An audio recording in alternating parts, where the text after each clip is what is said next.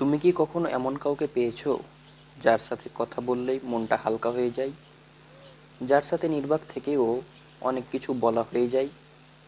সেই মানুষটার নামই বন্ধু। বন্ধুত্ব মানে শুধু একসাথে হাসা বা আড্ডা দেওয়া নয়।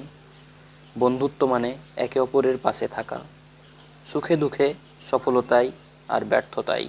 বন্ধু সেই যে তোমার ভুলটা দেখিয়ে দেয় কিন্তু কখনো তোমাকে ছেড়ে যায় না, যে তোমার পেছনে না তাকিয়ে সামনে এগিয়ে চলার শক্তি যোগায়।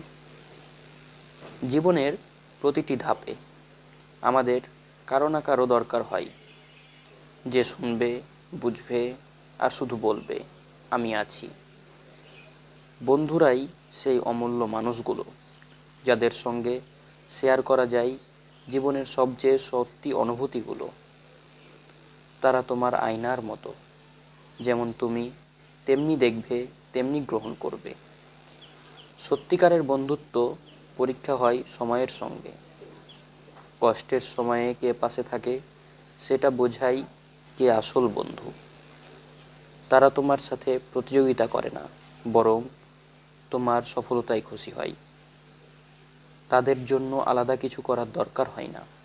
তুমি যেমন তেমনি থেকেই তারা তোমায় ভালোবাসে।